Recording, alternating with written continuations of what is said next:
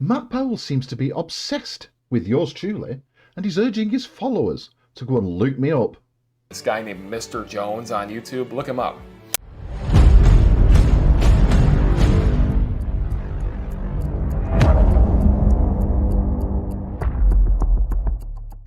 How do, dearest viewer, and welcome back to my little corner of the YouTubies and another edition of Wacky Wednesday. Thank you so much for joining me, and I'm just going to take time out to plant a subliminal message into your minds. And please also like, share and comment as you see fit. Thank you so much. Now, today's video features feckless dipstick Matt Powell. He has a bee in his bonnet about how monkeys got from Africa to South America, because scientists have found fossilized molars of ancient monkeys in Peru. How did they get there? Well, the scientific consensus is that they got there by floating on masses of floating vegetation, or maybe even a landmass that snapped away from Africa and made its way across the Atlantic to South America. Now, back then, between 32 and 34 million years ago, the continents were a bit closer, about, I think, 900 miles closer together than they are now. And because of the formation of the glaciers in the Antarctic, that the sea levels were a lot lower. So, a perfectly plausible journey. Not for Matt Powell, obviously, who just points and laughs and offers absolutely no explanation or any alternative whatsoever. Dear oh dear. Now, if you didn't know, Matt Powell is a young Earth creationist. He believes that the Earth is about 6,000 years old, that dinosaurs lived with man, evolution teaches that we came from rocks, and that whales are fish. Now, this obviously puts him on an intellectual par with flat earthers, conspiracy dipsticks, and Benny from Crossroads. So, before we get our molars into Matt's video, we must first remind ourselves of the person or the kind of person that Matt Powell is. So, hang on to your hats, ladies and gentlemen. This is both disgusting and disturbing. And as far as homosexuality goes, I believe the Bible puts a death penalty on it. I believe it's disgusting. I believe that homosexuals are pedophiles. I believe every homosexual is a pedophile. Okay, speaking as a lesbian, I have never, ever had sex with someone who was underage. Dude, you will go to hell! I am not joking! Look at me! Matt, stop. Look at me! Stop. You look at me right now! Stop! Yes, Matt Powell there, showing us what a kind, polite, well-mannered young man he really is. Said no one ever. Shout out to Atheist Junior, by the way, for that video. I downloaded it from his YouTube channel. Go and check him out. He's a pretty sound guy, actually. I've subscribed to him, and you might subscribe to him as well if the feeling takes you. Anyway, back to the meat and bones of this video, and let's correct Matt on some errors, shall we? So, Matt and Weirdbeard, take it away. The floor is all yours. So a lot of people that believe in evolution, they don't even know what the theory teaches. 10 seconds in, and he's started with the clap trap. Dear oh dear. Evolution is not a belief. It is a scientific theory. Now, if you don't know the difference between scientific theory and theory, then I urge you to check out Professor Dave's video entitled Why You Should Never Say It's Just a Theory. Evolution has more evidence backing it than almost every other scientific theory out there. Simples. I mean, when you talk to the average Joe on the street, I've found many times that they have no idea what the theory actually teaches about geology. It doesn't say anything about geology, you bumptious gobshite. Oh! Evolution is descent with inherent genetic modification. In other words, a change in allele frequencies in reproductive populations over many generations. It's biodiversity. It doesn't mention geology, you spotty oik. I mean, you've got this theory that says that monkeys actually made this voyage from Africa to South America 34 million years ago. Now, what was your thought when you initially heard about this? I had never heard of that. When you brought it up, I think it was in July when I actually first heard about it when you came for boot camp at Dinosaur Adventureland, and you're talking about these surfing monkeys. I was just like, wait a second. Is that for real? I thought you were joking at first. I thought you were maybe taking something that they were teaching and exaggerating, but you weren't exaggerating at all. No, he wasn't exaggerating. But the problem with Matt Powell is he just reads headlines, and that's it. He doesn't read the article underneath. It's like those people who comment on newspaper headlines on Facebook, for instance. They just read the headlines, they get mad, they write a comment underneath, and then almost immediately replies to that comment always say, "Why don't you read the article, you dipstick?" So, Matt, why don't you read the article, you dipstick? If you type in on any search engine, just go monkeys surfing, it'll say National Geographic, monkeys surfing, science, right there. Yeah. And just the little bit I was reading on it said there was a storm that busted up the coast of Africa, and then these monkeys got trapped on some floating vegetation.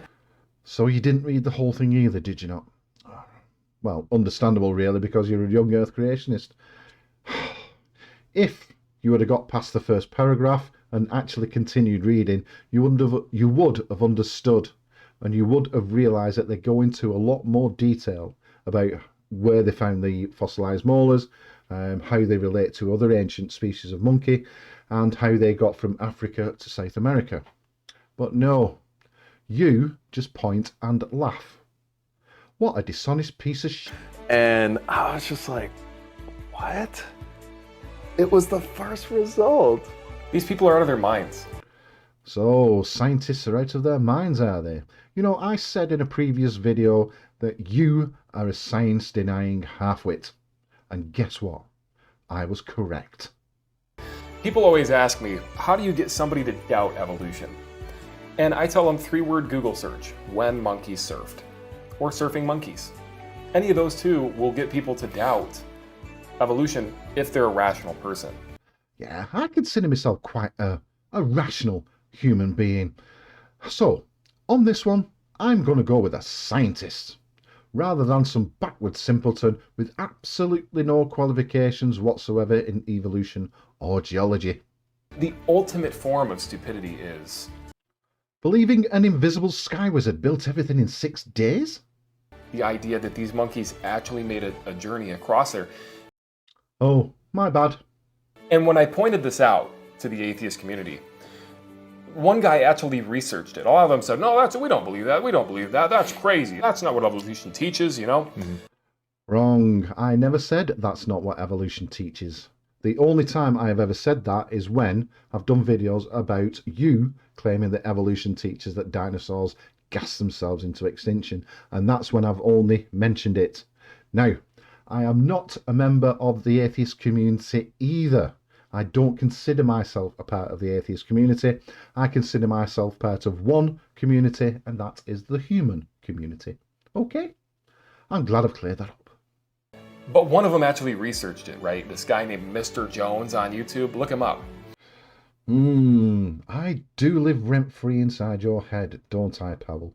Now, let's have a look at the number of views, shall we? Now, 1,375 views at time of recording this. You have allegedly, just over 11,000 subscribers. I say allegedly because it seems a bit dodgy to me that your views don't seem to be increasing, but your subscriber count does. So now it doesn't mean that nobody is checking out my video. They could be watching it and not leaving a comment or what have you. But I am not like Powell. I will allow people who disagree with me on my comment section. I frequently have had people who disagree with me on my comment section, but exactly nobody from Powell's or Hovin's little cult has posted comments on my comment section. You're welcome. You're more than welcome to do so. Let's have a friendly debate. Let's have a bit of banter between ourselves. I don't discriminate, and I hope you don't either, whoever comments. He goes, surfing monkeys, surfing dinosaurs, it's perfectly plausible. You know, surfing monkeys, surfing dinosaurs, it's perfectly plausible. Yes, I agree with myself. It is perfectly plausible, and I'm about to show evidence of why it is perfectly plausible. Now, this is footage of the Panama Canal flooding. I think in December 2010 or 2008, something like that. Anyway, and as you can see, there is an enormous land mass floating past. As you can also see, there are some trees still upright. So, Matt, I ask you this. I know that your head is emptier than a hermit's address book, but think about it for just a few minutes. Think about this floating landmass. I'm not saying that's the exact size. I'm just saying it could have been bigger back then. But imagine this, 30 odd million years ago, a landmass of that size or something bigger floating across the Atlantic between Africa and South America when the sea levels were a lot lower and the continents were a lot closer together. Could it be possible in your tiny little mind? Please leave a comment below. The questions, they're just endless. What did they eat for the journey? Fruit. They may have eaten fish. If fish jumped out of the water and landed on there somewhere, they may have eaten them. Milk chocolate hobnobs. The list is endless. How far exactly were they traveling across the ocean? Well, Mr. Weirbeard, I'm glad you asked, because on the article on the Smithsonian website, it says this. Back then, during a time known as the late Eocene, Africa and South America were significantly closer. The span of the Atlantic Ocean between the two continents measured about 930 to 1300 miles apart, compared to the modern expanse of 1770 miles. In addition, the build-up of glaciers in Antarctica around that time caused sea levels to drop, making the passage shorter than it is today. During this window of prehistory, the path between the continents was passable by sea. So, Mr. Weirbeard, I hope that answers your question. Are they saying it was a straight shot? The currents, I mean, it would probably pull them north or south, right? It wouldn't just go straight across the ocean.